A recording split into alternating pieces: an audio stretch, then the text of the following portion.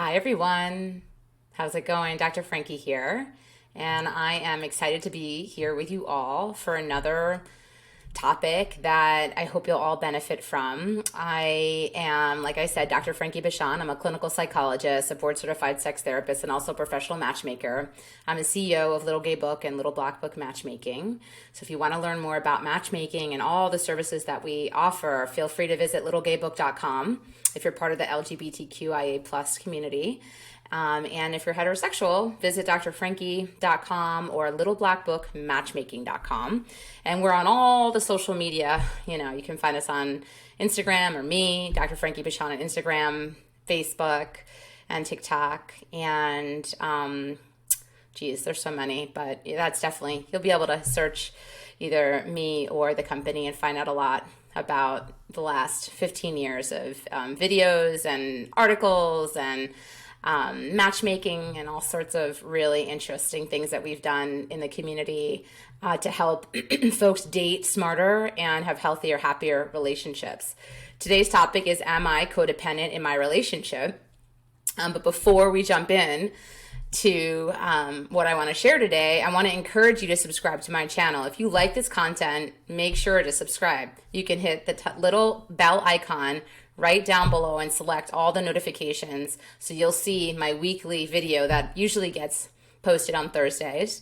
So please like, share, subscribe, comment, and I look forward to seeing you all weekly. It's super, super exciting to see that I already have over 15,000 subscribers, and every day more people subscribe. So it reminds me that I'm right where I need to be, and I should continue to do this work, and I appreciate you all for supporting me. So let's do this. So am I a codependent in my relationship? We throw the word codependent around a lot nowadays. We often use it to mean close-knit or deeply enmeshed. If you're a member of the queer community, you may hear it thrown around even more. We love talking about how codependent a long-term or newly, U-hauled couple can be. But much like gaslight or boundaries, it's easy to lose sight of the original context and meaning of the term and the way it may be showing up in your relationships. What does codependency really mean, and does it describe you or your relationship? You've likely heard the term before. It may have been used to describe someone who seems overly invested in their relationships with others, or maybe someone who can't be alone or without their partner. She brings Susie to everything. I haven't seen her solo in months. They're so codependent with each other. Things like that. Although the meanings of words can change through use over time, the original and clinical definition of codependency actually comes from work around substance abuse and addiction. It reflects an evolving understanding that addiction doesn't just impact the person who uses substances, but everyone around them. It can define a family dynamic or form a system that influences the behavior in it. Often within a system like this, there's an active addict, and there may be a person who is codependent with the addict. This codependent person isn't addicted to anything, but their life is nonetheless organized largely around the other person's substance use. If you grew up in a home with addiction, which I did, you may have a sense of what that entails.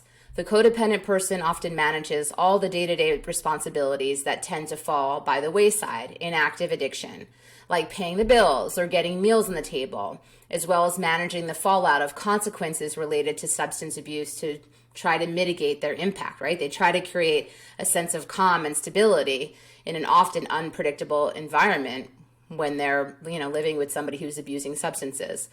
This concept of codependency is discussed in detail in Melody Beattie's popular work, Codependent No More. Super, super popular book that I've actually used as a resource for clients over the years. Often read along with participation in some kind of 12-step kind of Al-Anon program. It's aimed at codependents rather than addicts.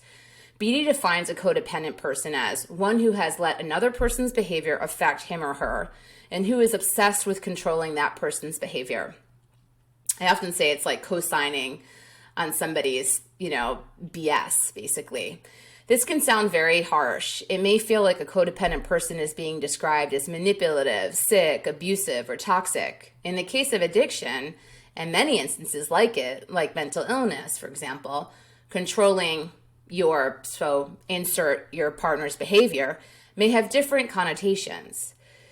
I'm going to share some examples of behaviors that a codependent partner might display. And do any of them look familiar to you? I want you to think about it. My partner is out drinking with their friends, and when they come home, they'll want to just keep the good times going. But I know they need to be up early for work tomorrow. I'll just put the liquor in the cabinet instead of on the counter so it doesn't occur to them to pour another drink. And maybe they'll just come to bed. I know my partner needs therapy for her trauma, but she isn't taking an initiative on it. I'm just going to leave messages with some therapists I've researched and think might be a good fit for her, so if they reach out, she has options. My partner has been having such a bad time at work lately, and they stayed late again today. They've been too stressed to do any of their chores around the house. I'll just do the dishes and put away the laundry, even though it's their turn, so that they don't have to melt down about how messy the house is when they get home. All of these actions are well-intentioned and probably actually do benefit the person they're aiming at helping. They also do have an end goal of maneuvering our partner into behaving a certain way or getting a certain outcome. This is codependency, wanting so badly to help, both for your partner's sake and for trying to make the relationship one that's stable enough that you feel you can stay in it, that you begin going to great lengths to manage your partner as a full-time job. So you're asking yourself, am I codependent? Possibly. If you did grow up with addiction or mental illness in your home or have had previous significant relationship with other adults who struggle with these things, you may have learned these codependent behaviors as a coping mechanism and still carry them forward into other relationships in your life that aren't marked by the same dynamics. Codependence is a dynamic first described in the context, like I mentioned earlier, of addiction. That doesn't mean that's the only circumstance it occurs in. It's also possible that you didn't have that dynamic and are still codependent, especially for women. Caretaking is often an unspoken expectation from childhood, and women who date men in particular are often given the responsibility for their male partner's actions as well as their own. Essentially asked to be parents as well as partners in some cases. All of these situations can evolve into a codependent dynamic. And I'm going to share some things right now that I really want you to consider. Do you often feel more preoccupied with your partner's problems or life than your own? It's of course normal to be invested in your partner's well-being and to feel upset if they're upset or worried on their behalf if they're facing big challenges. However, it's less normal to be invested in these problems at the expense of your own. What does this look like? Do you find yourself canceling your own plans when your partner is having a hard time or a bad day? Do you spend your therapy appointments talking about how you could help them or problem solving their issues? When friends ask how you are, do you find yourself responding with what's going on with your partner currently? Do you feel persistent anxiety over helping your partner make the right choices or getting them to see why they should handle things a different way? Perhaps the clearest red flag for some kind of codependent dynamic is when I hear one person musing about how to get their partner to take some action that's for their own good, or get them to see what you know is best for them. Again, these aren't on malevolent topics. I often hear people wondering how to get their partner to begin therapy, or get their partner to work on their relationship with their toxic mother. But first and foremost, while well-intentioned, this is unlikely to go anywhere helpful. As we know, you can't control others' actions, even when your ideas really would help them. All you can do really is control your own actions by setting good boundaries, which I have talked plenty about boundaries. And so if you're interested in hearing in detail how to do that, look up any of my other videos that address boundaries. Do you love feeling needed in a relationship? It always feels good to hear something like, I can't live without you, from a partner, or to get feedback about how important we are to them. That's different than feeling like our sense of self-worth and value in a relationship derives entirely from our partner being codependent or dependent on us, right? That's codependency. When your partner ably handles something independently, does that feel like a satisfying relief for you? Or do you feel a pang of anxiety or resentment that you weren't involved in some way?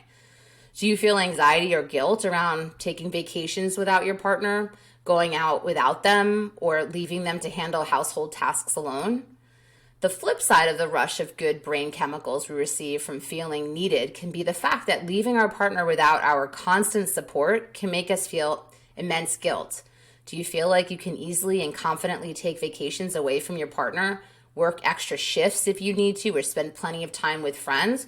Or do you feel anxious about how your partner will manage or what will go wrong while you're gone?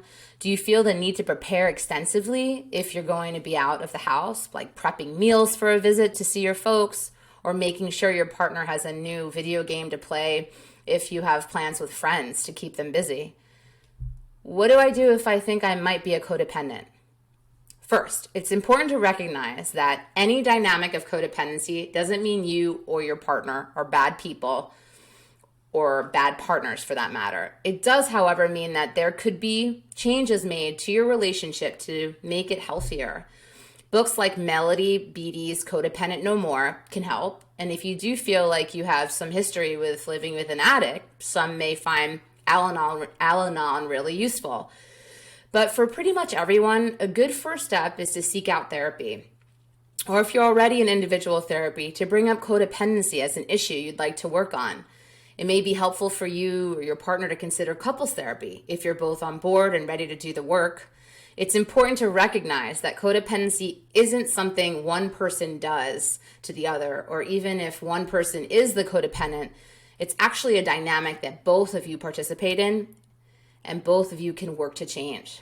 So if any of this is causing you to pause and ponder, or maybe you feel like, wow, that's me or that's us, I want to encourage you to research, get support, and get help, because you can break that pattern of behavior and you can learn a healthier way of being in partnership, which is interdependency. And I can go on about that in another video next time. Thanks all for tuning in. Kisses, hugs, and I will see you next Thursday.